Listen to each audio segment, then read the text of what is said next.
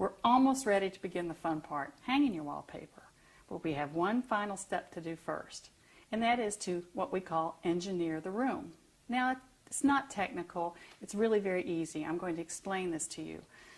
When you start hanging wallpaper in a room, you go all the way around the room, and then you end right beside where you started.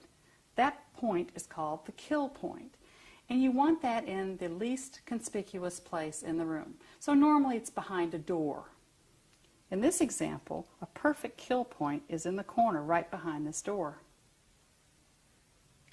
Now when we say engineer the room, what we mean is that we look at the obstacles that are in the room. For instance, I have a thermostat, some windows, outside corners.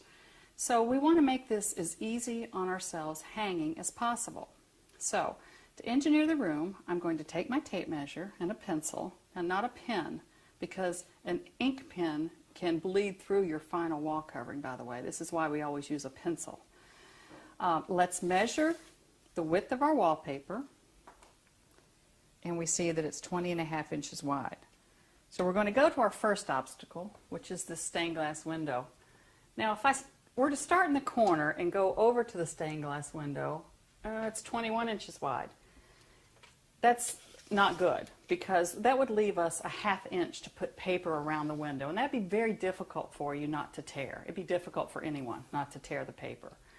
So what we would prefer to do is we'd like to have our seam run approximately through the middle of this stained glass window. So let's just measure it out and see what happens, see where we go.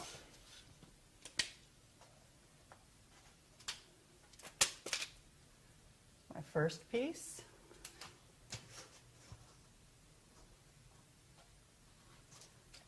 Here's my second piece. See, I'm measuring 20.5 over this window. Now that does well around this window. Now we've got a thermostat here. Let's just see where this comes. I'll take my straight edge here. Okay, now if my piece were to come here, that leaves me 3/4, almost an inch around this thermostat. Now that again would be difficult not to tear. So we really would prefer to have our seam somewhere in the middle of this thermostat. So we're not going to use these marks anymore. Just X those out. We really want to kind of move everything this way. So let's go back to our stained glass window. Let's measure 20.5, but we're going to move this way a couple of inches. Okay, here's our first mark.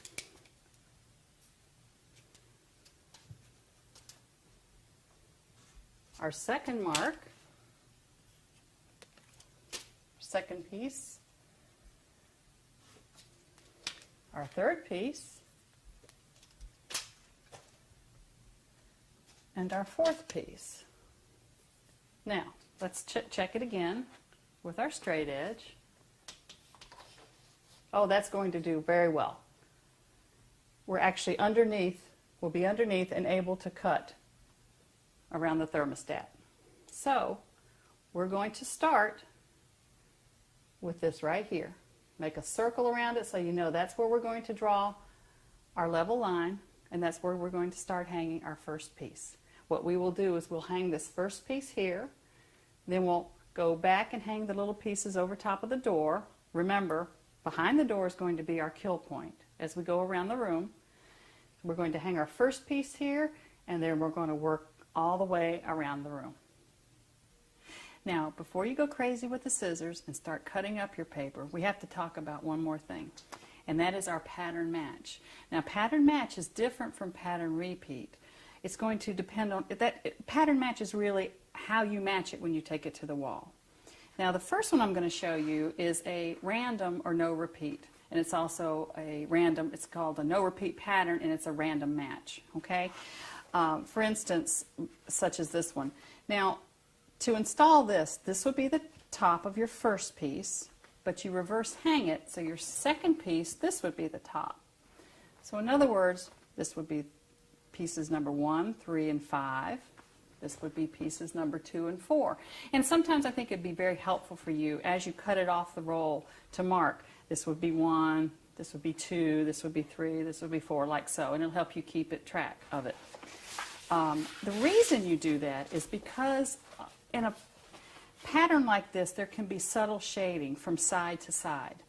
You don't see it when you look at the roll, but when you put it up on the wall and it dries, you would see one side is just perceptibly a little bit darker than the other. So reverse hanging eliminates that because it puts 2 lighter sides together and 2 darker sides together, and that way you don't see it at all.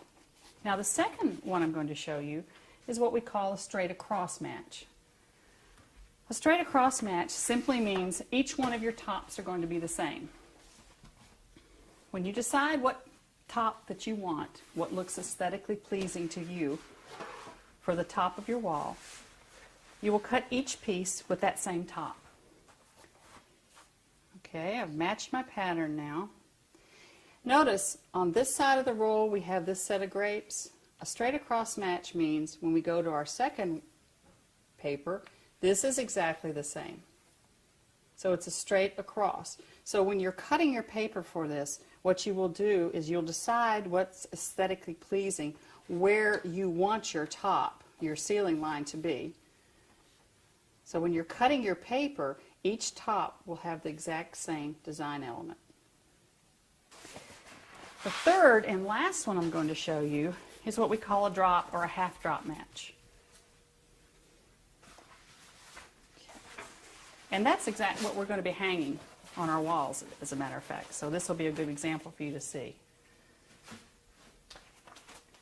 In a half drop match, what we have is pieces 1, 3, 5, and 7 will have the same top. And pieces 2, 4, 6, 8 will have the same top. In other words, let me show you. Line up your pattern, match your pattern. Here we go. There we go. Okay. Now, why do we call this a half drop match? See this flower here?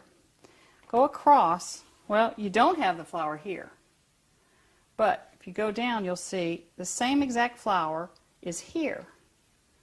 Now, we have a 25 1/4 inch repeat on this paper, pattern repeat. So we look at this flower, we go down this side, we see our next flower that's exactly the same. When we match this paper, you'll notice that flower is halfway between. So this is a half drop match. To cut these papers, you would decide which is the top that you want. Now when you're deciding that, remember you want to not cut design elements in half at your ceiling line. So you want as many whole flowers or whole fruit or whatever you're hanging. You want as many of those as you possibly can without being cut. So let's pretend that this is the ceiling line. This is where we're going to cut. So you would work off of 2 rolls. You would work off an odd and an even roll. This is our odd roll. This would be the top for pieces 1, 3, 5, 7, and so forth. This even roll would be the top you would cut for every piece that's even, 2, 4, 6, 8. So what I will do is I will go to my wall and I will mark each strip 1, 2, 3, 4, 5. Now my odd rolls, every other one is going to have the same top.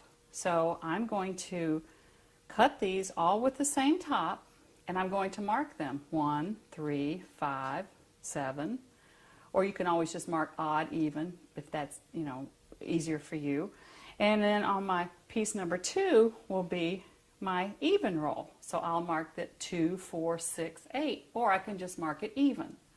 So the tops on this will all be the same. That just saves you, because this has a pattern repeat of 25 1/4 inches. That's a lot. You don't want to waste that much with each piece.